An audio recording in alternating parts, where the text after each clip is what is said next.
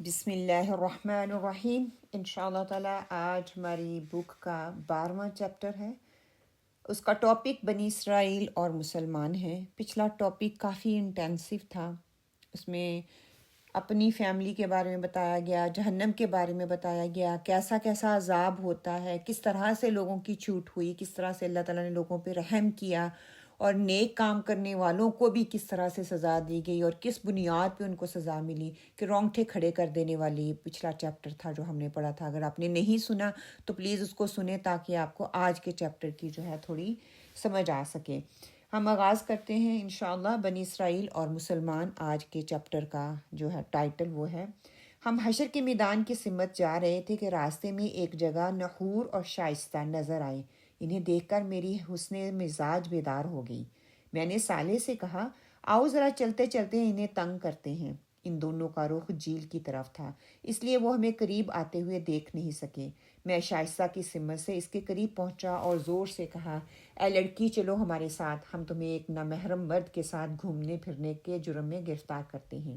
شائستہ میری بلند آواز اور سخت لہجے سے ایک دم گھبرا کر پلٹی، تاہم نحور پر میری بات کا کوئی اثر نہیں ہوا۔ انہوں نے اطمینان کے ساتھ مجھے دیکھا اور کہا، پھر تو مجھے بھی گرفتار کر لیجئے، میں بھی شریک جرم ہوں۔ یہ کہتے ہوئے انہوں نے دونوں ہاتھ آگے پھیلا دیے، پھر ہنستے ہوئے کہا، مگر مسئلہ یہ ہے کہ یہاں نہ جیل ہے اور نہ سزا دینے کی جگہ۔ جیل تو جہاں نہیں ہے مگر سزا ضرور مل سکتی ہے، وہ یہ کہ مغویہ ہی کے ساتھ آپ کی شادی کرا دی جائے۔ ساری زندگی ایک ہی خاتون کے ساتھ رہنا، وہ بھی جنت میں، بڑی سزا ہے۔ اس پر نحور نے ایک زوردار قہقہہ بلند کیا۔ شائستہ جو میری ابتدائی حملے کے اس بات سنبھل چکی تھی، ہنستے ہوئے بولی، ویسے تو آپ لوگ توحید کے بڑے قائل ہیں، مگر اس معاملے میں آپ لوگوں کی سوچ اتنی مشرکانہ کیوں ہو جاتی ہے؟ نحور نے چہرے پر مصنوعی سنجیدگی لاتے ہوئے کہا، آپ کو معلوم ہے عبداللہ، مشرکوں کا انجام جہنم ہوتا ہے، اس لیے آئندہ آپ شائستہ کے سامنے اپنی مشرکانہ گفتگو مت کیجیے گا، ورنہ آپ کی خیر نہیں۔ صالح نے اس گفتگو میں مداخلت کرتے ہوئے کہا، شائستہ آپ اطمینان رکھیں، یہ عملاً موحد ہیں، ان کی ایک ہی بیگم ہے۔ ان پر نحور مسکراتے ہوئے بولے، یہ ان کا کارنامہ نہیں، ان کے زمانے پر میں مجبوری تھی۔ خیر چھوڑیں اسے، یہ بتائیے کہ آپ کی بیگم صاحبہ کہاں ہیں؟ میں ابھی بھی سنجیدگی اختیار کرنے کے لیے تیار نہیں تھا۔ میں نے ان کی طرف شرارت امیز انداز میں دیکھتے ہوئے کہا، ہمیں بعض دوسرے بزرگوں کی طرف بیگمات کے ساتھ گھومنے کی فراغت میسر نہیں، لیکن دوسروں کی فراغت کا نظر لگانے کی فرصت ضرور میسر ہے۔ نحور نے اسی لب و لہجے میں ترکی بترکی جواب دیا، ہم خوش ہونے والے لوگ ہیں، نظر لگانے والے ہرگز نہیں، مگر آپ نے مجھے تو نظر لگا دی ہے۔ پھر مزید وضاحت کرتے ہوئے بولے، میرے پیغمبر نبی کو شہادت دینے کے لیے بلا لیا گیا ہے، میں چونکہ ان کا قریبی ساتھی تھا، اس لیے میرا وہاں موجود ہونا ضروری ہے۔ یہ آخری بات کہتے ہوئے ان کے چہرے پر سنجیدگی آ گئی تھی۔ آپ جا رہے ہیں؟ شائستہ نے پوچھا۔ ہاں، اب تم اپنے گھر والوں کے پاس چلی جاؤ، میں کچھ دیر تک ان معاملات میں مصروف رہوں گا، عبداللہ نے مجھے نظر جو لگا دی ہے۔ یہ کہہ کر وہ ان فرشتوں کے ساتھ روانہ ہو گئے جو انہیں لینے آئے تھے۔ انبیاء تو اپنی امتوں پر گواہی دے چکے، یہ یرمیہ نبی کی گواہی کس چیز کی ہو رہی ہے؟ میں نے صالح کی سمت دیکھتے ہوئے دریافت کیا، جن مجرموں نے ان کے ساتھ زیادتی کی تھی انہیں بھی ان کے انجام تک پہنچانا ہے، یہ گواہی اس لیے کی ہے۔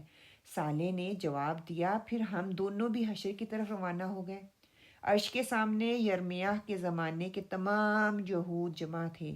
ان کا زمانہ یہود کی تاریخ کا ایک اہم ترین دور تھا۔ یہود یا بنی اسرائیل حضرت ابراہیم علیہ السلام کے چھوٹے صاحبزادے حضرت اسحاق اور ان کے بیٹے یعقوب کی اولاد میں سے تھے۔ حضرت یعقوب جن کا لقب اسرائیل تھا، ان کے 12 بیٹے تھے، انہی کی اولاد کو بنی اسرائیل کہا گیا۔ ان 12 بیٹوں میں سب سے نمایاں حضرت یوسف علیہ السلام تھے۔ حضرت یعقوب علیہ السلام اور ان کے 12 بیٹے فلسطین میں آباد تھے، مگر حضرت یوسف کے زمانے میں سب مصر منتقل ہو گئے۔ کئی صدیوں تک یہ مصر میں رہے اور ان کی تعداد لاکھوں تک پہنچ گئی۔ حضرت موسیٰ کی بعثت کے وقت فرعون نے یہود کو غلام بنا رکھا تھا۔ اللہ تعالیٰ نے حضرت موسیٰ علیہ السلام کے ذریعے ان لوگوں کو فرعون کے ظلم و ستم سے نجات عطا کی اور ان لوگوں کو ایک امت بنایا۔ کتاب اور شریعت ان پر نازل ہوئی، مگر صدیوں کی غلامی نے ان میں بزدلی، شرک اور دیگر اخلاقی عوارض پیدا کر دیے۔ چنانچہ ان لوگوں نے اللہ کے حکم کے باوجود فلسطین کو وہاں موجود مشرکوں سے جہاد کر کے فتح کرنے سے انکار کر دیا۔ بعد میں حضرت موسیٰ علیہ السلام کے جانشین یوشع بن نون کے زمانے میں فلسطین فتح ہوا اور یہ لوگ وہاں آباد ہو گئے۔ اس کے بعد حضرت داؤد علیہ السلام اور سلیمان علیہ السلام کے زمانے میں اللہ تعالیٰ نے ان کو ایک زبردست حکومت عطا کی جس کا شہرہ دنیا بھر میں تھا، مگر اس کے بعد ان میں اخلاقی زوال آیا اور ہر طرح کی اخلاقی خرابیاں اور شرک ان میں پھیل گیا۔ انہی پیغمبروں نے بہت سمجھایا مگر یہ باز نہ آئے۔ ان پر محکمی مسلط کر دی گئی۔ ارد گرد کی اقوام نے ان پر پے در پہ حملے کر کے ان کی سلطنت کو بہت کمزور کر دیا۔ جس وقت حضرت یرمہ کی بعثت ہوئی، بنی اسرائیل اس دور کے عظیم سپر پاور عراق کی اشورا سلطنت اور اس کے حکمران بخت نصر کے باج گزار تھے۔ اس دور میں بنی اسرائیل کا اخلاقی زوال اپنی آخری حدوں کو چھو رہا تھا۔ ان میں شرک کا عام تھا، زنا معمولی بات سمجھی جاتی تھی۔ اپنے ہم مذہبیوں کے ساتھ یہ لوگ بدترین ظلم و ستم کا معاملہ کرتے تھے۔ سود خوری اور غلامی کی لعنتیں عام تھیں۔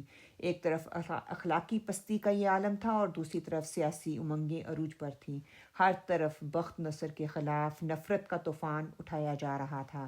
ان کے مذہبی اور سیاسی لیڈروں کی ساری توجہ اس بات کی طرف تھی کہ اس سیاسی محکومی سے نجات پائی جائے۔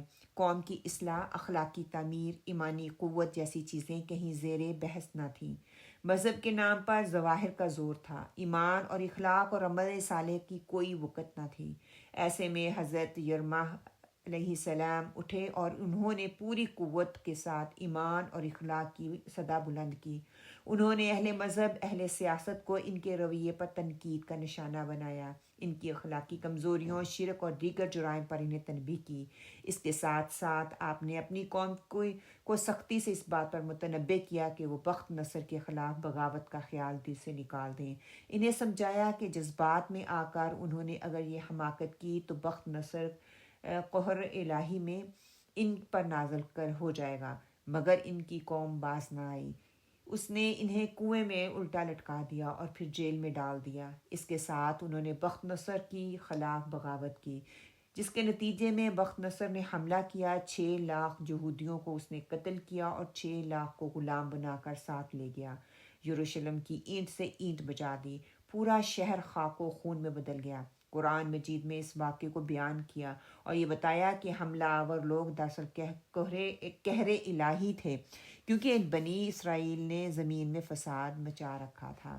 میں اسی سوچ میں تھا کہ صالح نے غالباً میرے خیالات پڑھ کر کہا، ٹھیک یہی کام تمہارے زمانے میں تمہاری قوم کر رہی تھی۔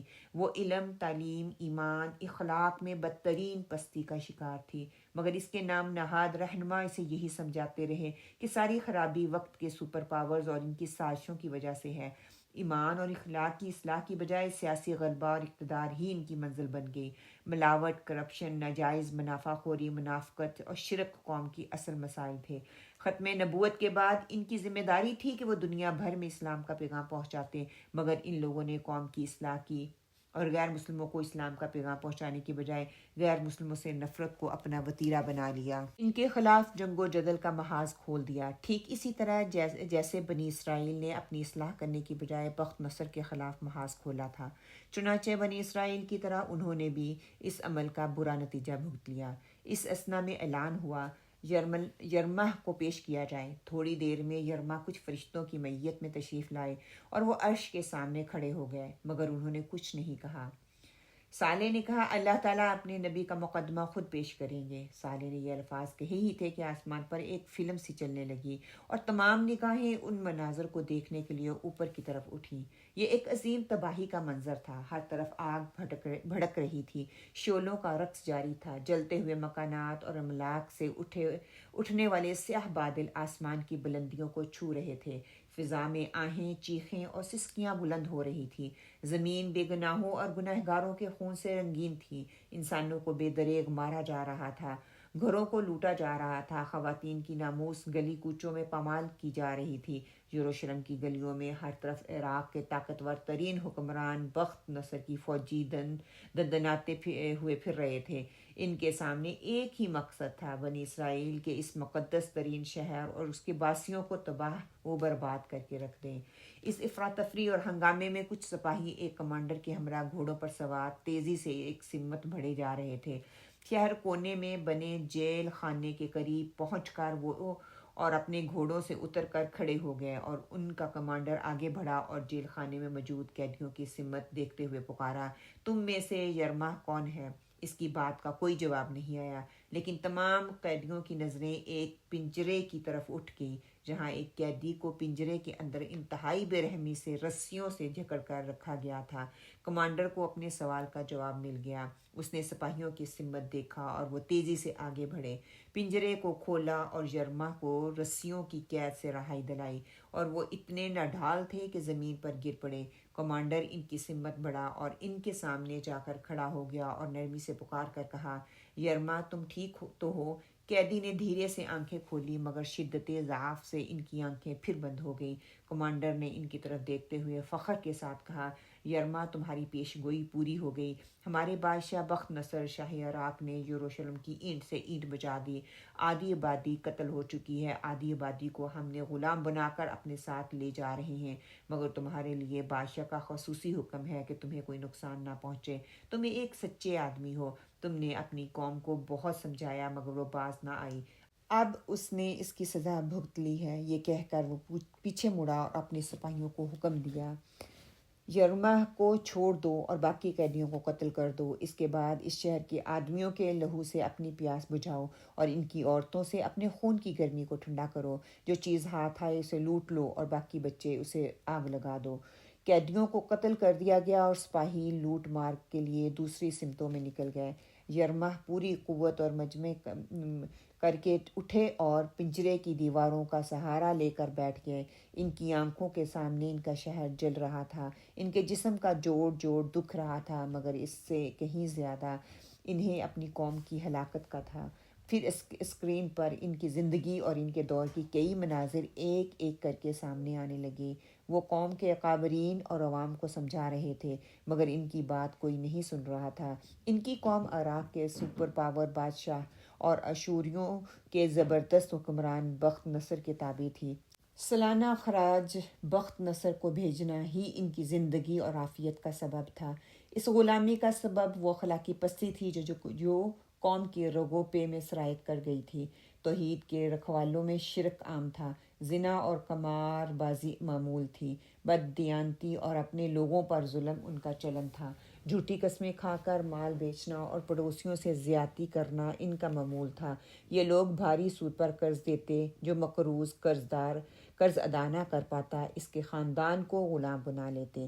علماء لوگوں کی اصلاح کرنے کی بجائے انہیں قومی فخر میں مطلع کیے ہوئے تھے، ایمان، اخلاق اور شریعت کے بجائے ذبیحوں اور قربانیوں کو اصل دین سمجھ بیٹھے تھے۔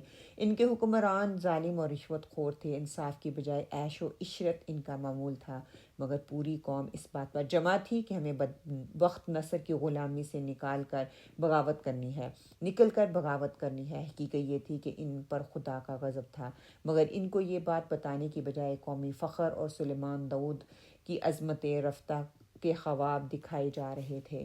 انہیں امامت عالم کی دہائی دی جا رہی تھی، حالانکہ وہ بدترین ایمانی اور اخلاقی انحطاط کا شکار تھے۔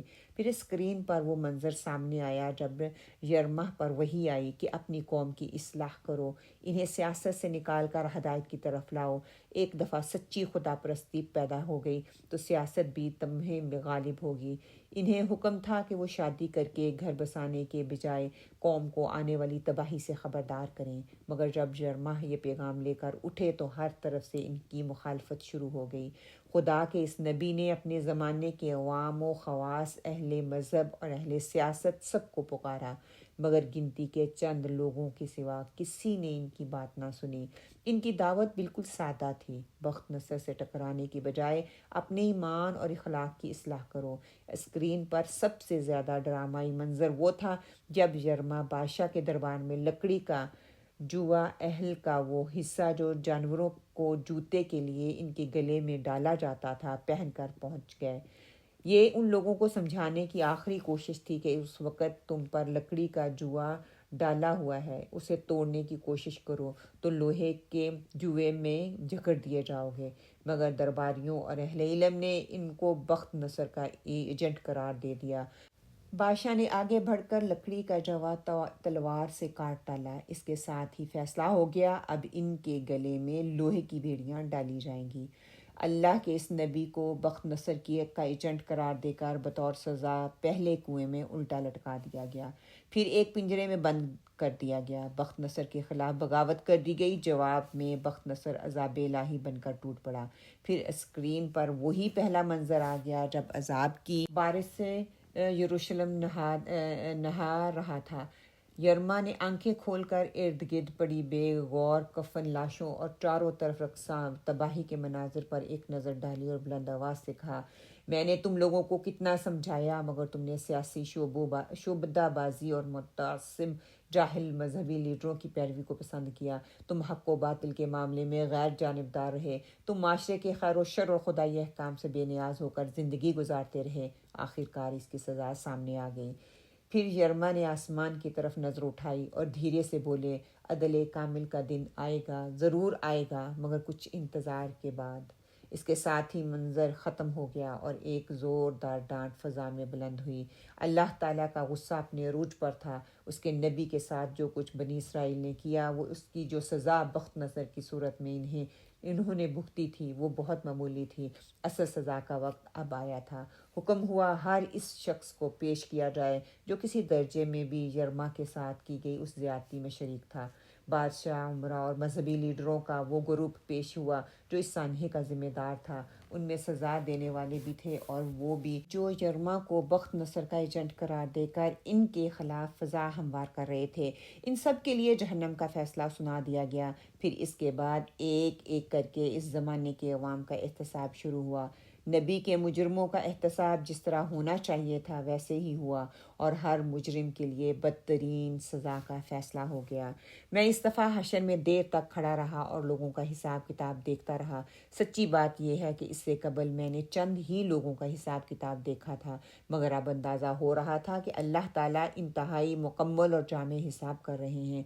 हर शख्स के हालात, उसके माहौल और उसकी तरबियत और परवरिश के नतीजे में बनने वाली नफ्सियात की रोशनी में इनके अमाल का जायज़ा लिया जा रहा है। लोगों ने राई के दाने के बराबर भी अमल किया तो वो उनकी किताब इमाल में मौजूद था। उनकी नीयत, महरक़ात, अमाल और हर चीज़ को परखा जा रहा था। फरिश्तों का रिकॉर्ड, दीगर इंसान, दरो दीवार और सबसे बढ़कर इंसान के अपने अज़ा गवाही में पेश पेश थे। इन सब की रोशनी ही में किसी शख्स की अब्दी मुस्तकबिल का फ़ैसला सुनाया जाता। यूँ इंसान पर राई के दाने के बराबर भी जुल्म नहीं हो रहा था। जिसको माफ़ करने की ज़रा भी गुंजाइश होती उसे माफ़ कर दिया जाता। अल्लाह ताला के अदल कामिल और रहमत कामिल का ऐसा ज़हूर था कि अल्फाज इसे बयान करने से कासिर हैं। मैं इसी हाल में था कि साले ने मेरे कान में सरगोशी की, नाइमा बड़ी शिद्दत से तुम्हें ढूंढ रही है। खैर, मैंने दरियाफ्त किया, बड़ा दिलचस्प मामला है, बेहतर है तुम चले चलो। ये कहकर साले ने मेरा हाथ पकड़ा और थोड़ी ही देर में हम नाइमा के पास खड़े थे। मगर मुझे ये देखकर हैरत हुई कि नाइमा के साथ एक बहुत खूबसूरत परी पैकर लड़की खड़ी थी। मैंने अपनी याददाश्त पर बहुत ज़ोर डाला मगर मैं इसे पहचान ना सका। नाइमा ने खुद ही इसका तारफ़ कराया। ये अमूरा हैं, इनका ताल्लुक़ हज़रत नूह अलैहिस्सलाम की उम्मत से है। ये मुझे यहीं पर मिली हैं। ये आखिरी नबी सल्लल्लाहु अलैहि वसल्लम या उनके किसी नुमाया उम्मती से मिलने की ख्वाहिशमंद थी। नबी सल्लल्लाहु अलैहि वसल्लम तक तो मैं इन्हें नहीं ले जा सकती थी, अलबत्ता मैंने सोचा कि आपसे इन्हें मिलवा दूं। आखिर आप भी बड़े नुमाया लोगों में से हैं। ये कहकर वो अमूरा से मेरा तारुफ कराने लगी। उस तारुफ में ज़मीन आसमान के जो कलाबे वो मिला सकती थी उसने मिलाए। मैंने बीच में मुदाखलत करके नाइमा को रोका और कहा, नाइमा मेरी बीवी हैं, इस वजह से मेरे बारे में कुछ मुबालगा आमेज़ गुफ्तगू कर रही हैं। अलबत्ता इनकी ये बात ठीक है कि मैं आपको इस उम्मत के नुमाया लोगों बल्कि अपने नबी से भी मिलवा दूंगा। नाइमा को मेरी बात कुछ ज़्यादा पसंद नहीं आई। वो झिला कर बोली, अगर मैं मुबालगा कर रही हूँ तो बताएं, ये साले आपके साथ क्यों रहते हैं और ये आपको कहाँ कहाँ लेकर जाते हैं? मैंने झगड़ा ख़त्म करने के लिए कहा, अच्छा चलो मैंने हार मानी, लेकिन पहले अमूरा से तफसीली तारुफ तो हो लेने दो। अमूरा हंसते हुए बोली, इंसान हज़ारों बरस में भी नहीं बदले, बल्कि दोबारा ज़िंदा होकर भी वैसे ही हैं। आप दोनों वैसे ही झगड़ा कर रही हैं जैसे मेरे अम्मा अब्बा किया करते थे। ان کی اماں ابا سے بھی میری ملاقات ہوئی تھی، نائمہ بیچ میں بولی، مگر یہ اس کا اگلا خوشی سے بھرپور جملہ تھا جس سے مجھے اندازہ ہوا کہ وہ امورا سے مل کر اتنا خوش کیوں ہے اور کیوں اس نے مجھے میدان حشر سے واپس بلوایا ہے۔ امورا کے شوہر نہیں ہیں۔ میرے اندازے کی تصدیق صالح نے کر دی۔ وہ میرے کان میں بولا، نائمہ نے تمہاری ہونے والی بہو سے ملوانے کے لیے تمہیں بلایا ہے۔ میرا اندازہ بالکل درست تھا۔ نائمہ جمشید کے لیے دلہن ڈھونڈ رہی تھی اور آخر کار اسے اس کی کوشش میں اس حد تک کامیابی ہو چکی تھی کہ لڑکی سے پسند آ گئی تھی، مگر لڑکے لڑکی نے ایک دوسرے کو پسند کیا یا دیکھا بھی ہے یہ مجھے علم نہیں تھا، مگر نائمہ کو اس سے کوئی زیادہ فرق بھی نہیں پڑتا تھا۔ اس کے خیال میں اس کا راضی ہو جانا ہی اس کے رشتے کے لیے کافی تھا۔ میں نے دریافت کیا، امورا آپ کے شوہر کہاں ہیں؟ امورا نے نسبتاً شرما کر کہا، دنیا میں صرف 15 سال کی عمر میں میرا انتقال ہو گیا تھا۔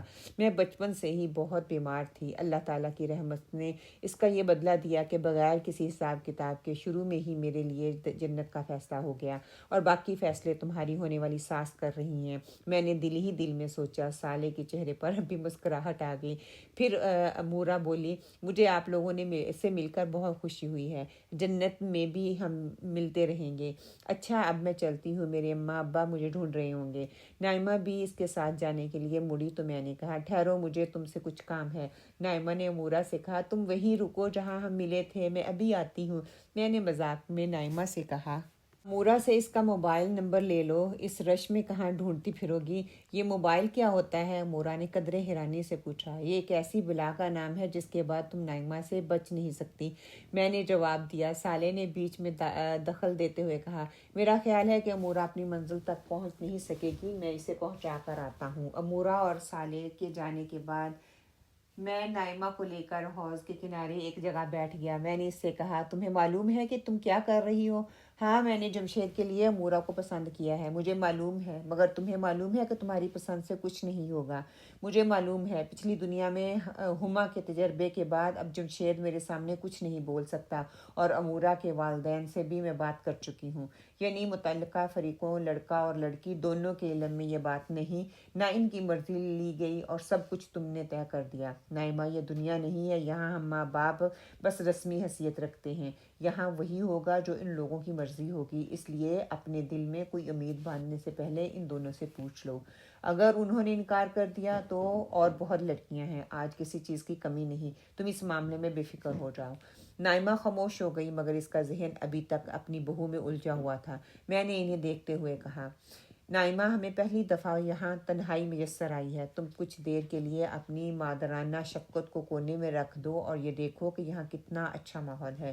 میں نے اس سے کہا، تمہیں یاد ہے نائمہ، ہم نے کتنے مشکل وقت ساتھ ساتھ دیکھے تھے، خدا کا پیغام اس کے بندوں تک پہنچانے کے لیے میں نے اپنی زندگی لگا دی، اپنا کیریئر، اپنی جوانی، اپنا ہر سانس اسی کام کے لیے وقف کر دیا، مگر دیکھو نائمہ، میں نے جو سودا کیا تھا اس میں کوئی خسارہ نہیں ہوا۔ میں تم سے دنیا میں کہا کرتا تھا نا کہ جو خدا کے ساتھ سودا کرتا ہے وہ کبھی گھاٹا نہیں اٹھاتا، دیکھو ہم خسارے سے بچ گئے، کتنی شاندار کامیابی ہمیں نصیب ہوئی ہے، ہم جیت گئے نائمہ، ہم جیت گئے، اب زندگی ہے موت ختم، اب جوانی ہے بڑھاپا ختم، اب صحت ہے بیماری ختم، اب امیری ہے غریبی ختم، اب ہمیشہ رہنے والی خوشیاں ہیں اور سارے دکھ ختم۔ مجھے تو اب کوئی دکھ یاد بھی نہیں آ رہا۔ ہاں، آج کسی جنتی کو نہ دنیا کا کوئی دکھ ہو یاد ہے، نہ کسی جہنمی کو دنیا کا کوئی سکھ یاد ہے۔ دنیا تو بس ایک خیال تھی، خواب تھی، افسانہ تھی، سراب تھا۔